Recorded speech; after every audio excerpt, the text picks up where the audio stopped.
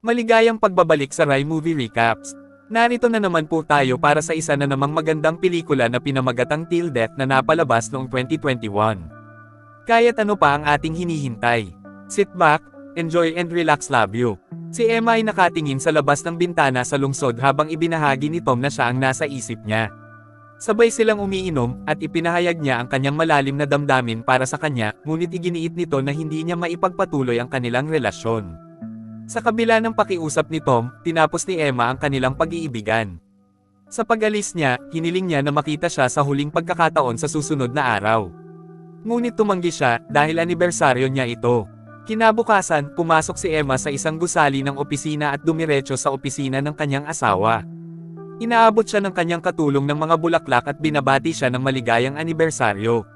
Sa loob, nakita niya ang isang file sa mesa na binuksan niya upang matuklasan ang isang larawan ng lalaking nagnakaw at umatake sa kanya.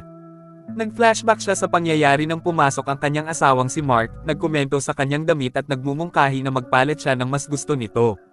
Sa paghahanap ng larawan sa kanyang kamay, pinayuhan siya ni Mark na madaragdagan lamang ang kanyang pagkabalisa. Ipinaliwanag niya na nasa kanya ang kanyang file dahil ang parol ng kanyang umaatake ay binabawi. Tinatanong ni Emma kung hindi niya nakalimutan ang pagiging isang district attorney sa halip na isang abogado na tumutulong sa mga taong tulad ng kanyang attacker na makaalis sa kulungan. Sumagot si Mark na mas gusto niya ang mas mataas na sweldo. Sabay silang sumakay sa elevator at sa susunod na palapag, sinamahan sila ni Tom. Ikinwento nila kung paano unang nagkakilala sina Emma at Tom, na magkaiba ang pag-alala ng bawat isa sa mga detalye. Mamaya, lumabas ang mag-asawa para sa kanilang anniversary dinner. Si Emma ay wala sa mood para sa dessert. Ngunit si Mark ay nag-order pa rin ng isa para sa kanya. Binigyan siya nito ng bakal na kwintas dahil ito ang anibersaryo ng kanilang bakal. Habang sila ay kumakain, napansin nila ang isa pang mag-asawa na nakikipag-ugnayan, at sinabi ni Mark na si Emma ay dating kasing saya ng babaeng iyon. Ibinigay ni Emma kay Mark ang kanyang regalo, isang pares ng mga tiket sa Super Bowl, ngunit hindi niya ito gusto. Isinuot sa kanya ang kwintas at binati siya ng maligayang anibersaryo. Pumunta si Emma sa washroom. Kung saan naririnig niyang umiiyak ang bagong kasal, sinabi sa kanya ni Emma na dahil lang sa tinanggap niya ang proposal, hindi ito nangangahulugan na kailangan niyang ituloy ang kasal. Binutukan siya ng babae, ngunit binabati pa rin siya ni Emma. Sa pag-alis nila sa restaurant, nakita ng server ang mga Super Bowl ticket na naiwan bilang tip. Nang nasa labas, sinabi ni Mark kay Emma na mayroon siyang isa pang sorpresa. Maya-maya ay nagmamaneho sila sa isang lugar na nakapiring si Emma. Siya ay nababalisa at sinubukang tanggalin ang piring, ngunit pinigilan siya ni Mark. Tinanggal ni Emma ang piring nang makarating sila sa kanilang lake house, na inihanda ni Mark kanina. Naniniwala siyang maaari nilang muling buhayin ang kanilang kasal doon. Sa loob, nakita ni Emma ang isang mensahe sa mesa na may mga panata sa kasal. Sinusundan niya ang mga pahiwatig ni Mark sa paligid ng bahay, na dinala siya sa isang madilim na silid na puno ng kanilang mga larawan at isang record player na handa nang gamitin. Nang marinig ni Emma ang musika, nagsimula siyang tumawa at tumungo sa ikalawang palapag upang hanapin si Mark. Natagpuan niya siya sa kanilang kwarto, naghihintay sa kanya na may dalang champagne. Humingi ng paumanhin si Mark sa hindi pagiging mabuting asawa at sinabi nitong anibersaryo ang unang hakbang sa pagsasaayos ng kanilang pagsasama. Sabay silang natutulog. Kinaumagahan, nagising si Emma na nanlamig at mabilis na napagtanto na ikinadina ni Mark ang sarili sa kanya. Nagalit siya, at tumalikod si Mark at nagpakamatay. Tinulak siya ni Emma, at pareho silang nahulog sa kama. Nagpanik siya at nagsimulang hilahin ang kadena.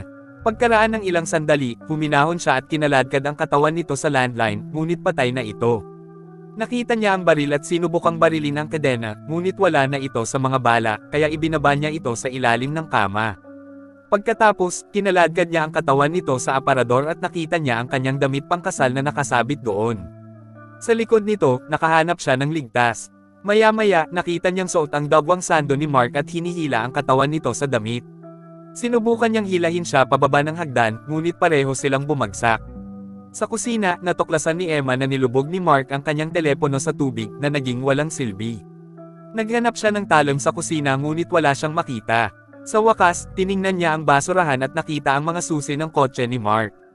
Sumunod, makikita siyang suot ang kanyang damit at kinakaladkad ang katawan sa may nyebe na daan patungo sa sasakyan. Pagdating niya doon, pumasok siya sa loob at pinaandar ang sasakyan.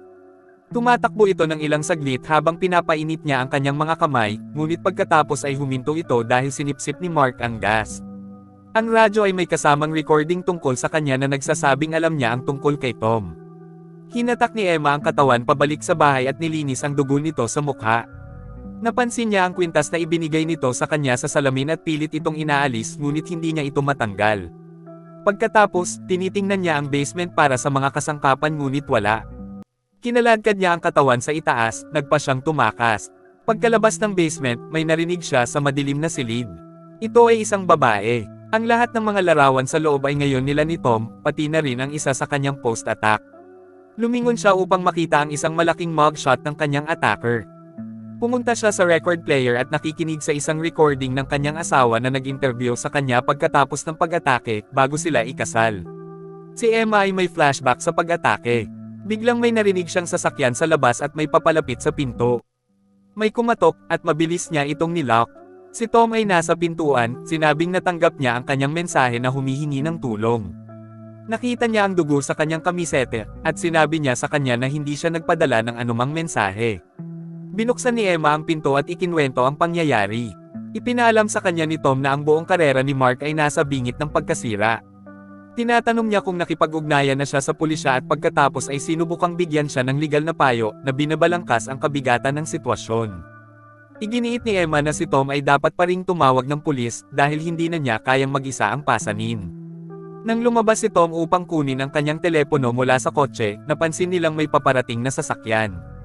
Iniisip ni Emma na dapat silang tumakas, ngunit tiniyak ni Tom na kaya niyang pamahalaan ang sitwasyon at inutusan siyang i-lock ang pinto.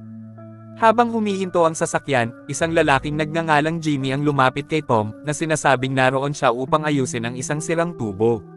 Nag-aalok si Tom na bayaran si Jimmy ng halagang kikitain sana niya para sa pag-aayos at ginawa iyon, ngunit pinilit ni Jimmy na pumasok para gamitin ang banyo. Nang mariin siyang tinanggihan ni Tom at hiniling na umalis, nagtago si Emma.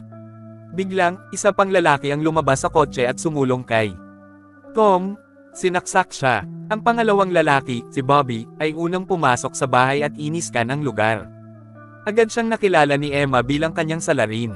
Nag-react si Jimmy nang may pagkabalisa dahil sa nakamamatay na pinsala ni Tom at humingi ng paumanhin nang mamatay si Tom. Nakiusap siya kay Bobby na umalis, ngunit pinaalalahanan ni Bobby ang kanyang nakababatang kapatid na kailangan muna nilang hanapin si Emma. Hinahanap siya ng dalawa. Napansin ni Bobby ang kaguluhan sa kwarto at natuklasan ang ligtas. Pinagmamasdan ni Jimmy ang madugong daanan sa loob ng bahay. Kinaladkad ni Emma ang katawan patungo sa bangka, ngunit nakita ni Jimmy ang landas at nag-aalangan na sinundan ito. Nagawa niyang maipasok ang katawan sa shed at nakahanap ng propeller ng bangka. Pinutol ni Emma ang kamay ni Mark upang makalaya sa kanyang mga tanikala nang papasok si Jimmy sa shed. Nagtago siya bago siya makita. Hinanap niya ang lugar at, nang makita ang bangkay, tumakbo pabalik sa bahay para sunduin ang kanyang kapatid. Pareho silang bumalik sa shed ngunit natagpuan lamang ang bangkay. Nakatago si Emma sa ilalim ng bangka, nakikinig sa kanilang pag-uusap. Kinilala ni Bobby si Mark bilang ang taong nagtatrabaho sa kanila at sinabi kay Jimmy na kailangan nilang hanapin siya para makuha ang code ng safe. Umalis sila, at ginamit ni Emma ang kanyang damit para itali ang kanyang mga paa, pagkatapos ay hinanap ang gasolina ng bangka. Bumalik ang magkapatid sa bahay. Sinabi ni Jimmy kay Bobby na hindi nila mabubuksan ang safe at nangangailangan ito ng fingerprint at kombinasyon. Hinahakot ni Emma ang gasolina papunta sa sasakyan ng muntik na siyang mahuli ni Jimmy, na papunta sa shed para kunin ang katawan ni Mark. Nakuha niya ang gasolina sa kotse at sinimulan itong pampang. Nakarinig si Bobby ng ingay mula sa garahe at pumunta siya para mag-imbestiga. Narinig siya ni Emma na papalapit at nagtatago sa tamang oras. Pagpasok niya, nakita niya ang gasolina ngunit hindi siya. Nakikinig si Emma sa mga yabag mula sa ilalim ng sasakyan. Kapag ang mga gulong ay pumutok, siya ay nagmamadali sa bahay, na halos mahuli ni Jimmy. Nakarating siya sa basement, kasama si Bobby sa likuran. Si Emma ay nakulong sa hagdan kasama si Bobby sa basement at si Jimmy sa pintuan. Habang papalapit sila, nagset siya ng alarm ng kotse para makaabala sa kanila. Habang sinusuri nila ang kotse, pumasok siya sa loob at nagpaalam kay Tom. Nagtatalo ang magkapatid sa labas. Ngunit hinikayat ni Bobby si Jimmy na dapat nilang tapusin ang kanilang gawain, na nagmumungkahi na si Emma ay nasa bahay pa rin. Pagpasok nila, napansin nilang kinuha niya ang Amerikana at sapatos ni Tom. Si Bobby ay umakyat sa itaas upang mag-imbestiga, habang si Jimmy ay nananatili sa pangunahing palapag. Sa itaas na palapag, narinig ni Bobby ang isang tunog sa attic at sinundan ito, sa pag-aakalang natagpuan na niya si Emma. Nagulat siya at natamba siya. Si Jimmy, nang marinig ang kaguluhan, ay nahanap si Bobby, ngunit sinaktan din siya ni Emma at ikinulong siya sa isang silid. Tumakbo si Emma sa kotse ni Tom, ngunit naabutan siya ni Bobby. Nagagawa niyang tumawag ng pulis, pero maikli lang ang tawag. Sinabihan ni Bobby si Jimmy na magdala ng katawan mula sa itaas, pagkatapos ay pinaalis si Emma. Nagkamalay siya, nakakadena kay Mark. Sinubukan ng magkapatid na buksan ang safe, ngunit iginiit niya na hindi niya alam ang kombinasyon. Hinawakan ni Bobby si Emma at ipinaalam sa kanya na ang kombinasyon ay ang araw na nag-propose si Mark sa kanya. Nag-aalangan siyang ibunyag ang petsa, sa takot na papatayin siya nito pagkatapos. Nagbanta si Bobby na puputulan ang kanyang mga daliri sa paa, ngunit si Jimmy ay namagitan, sinusubukang pigilan siya. Itinulak ni Bobby si Jimmy at nakita niya ang baril na binitawan ni Emma. Itinutok niya ito sa kanyang kapatid, inutusan itong umatras at iwanan ang kutsilyo, pagkatapos ay tumayo sa tabi ng ligtas. Nakipagkasundo sina Jimmy at Emma. Ibibigay niya sa kanila ang kombinasyon sa sandaling bitawan siya ni Jimmy mula sa cuffs. Matapos siyang palayain ni Jimmy, kinaladkad ni Bobby ang katawan ni Mark sa safe, gamit ang fingerprint ni Mark at ang kombinasyon para buksan ito. Nakakadismaya, ang inaasahang mga brilyante ay wala sa loob. Sa halip, mayroong isang lagari at isang mensahe na nagsasaad ng kanilang lokasyon. Napagtanto nilang nasa kwintas ni Emma ang mga brilyante. Sinubukan ni Jimmy na buksan ang kwintas, ngunit naiinip si Bobby at nagmungkahi na putulin ang ulo ni Emma upang makuha ito. Hinawakan niya ang baril at pinabagsak si Jimmy, ngunit sa pagtatangkang barilin si Emma, natuklasan niyang walang laman ang baril. Inabot ni Emma ang kutsilyo, ngunit pinigilan siya ni Bobby. Tinangka ni Jimmy na makialam, na humantong sa isang pakikibaka kung saan itinulak siya ni Bobby sa isang subaita ng Amerikana, na aksidenteng napatay siya. Galit na galit, sinisisi ni Bobby si Emma at inatake siya. Nagagawan sila, at sinaksak niya ito sa binti. Naiwasan ni Emma ang kanyang susunod na strike, kumuha ng mabigat na tool, at hinampes siya nito. Nakatakas siya, at nauwi si Bobby kay Mark sa pagkakataong ito. Bumaba si Bobby sa hagdan, pinayagan si Emma na tumakas papunta sa kanyang sasakyan. Pagkatapos ng ilang pagsisikap, sinimulan niya ito at pinaharurot si Bobby at iba pang mga sasakyan na humaharang sa kanyang dinadaanan. Nang hindi makalusot, bumalik siya sa garahe, nasagasaan si Bobby. Nawalan siya ng kontrol, bumagsak siya sa bangka. Hinabol siya ni Bobby at nakita siyang gumagapang sa yelo. Kinaladkad niya ang katawan ni Mark ngunit naabutan niya si Emma. Muli silang nag-away, at sinaksak siya nito. Nabasag ang yelo, nahuhulog silang lahat sa nagyayelong tubig. Kinuha ni Emma ang kutsilyo sa balikat ni Bobby at pinawalan siya ng kakayahan, pinalaya ang sarili. Lumalangoy siya sa ibabaw ngunit nagpupumilit na makalusot sa yelo. Desperado, sinaksak niya ang yelo mula sa ibaba, sa kalaunan ay lumusot at umakyat palabas. Pagbagsak sa yelo, tinanggal niya ang kanyang singsing at itinapon ito sa tubig. Sa di kalayuan, naririnig niya ang papalapit na mga sirena ng pulis. At dito na nga nagtatapos ang pelikula natin para sa araw na ito. Maraming salamat sa panunood.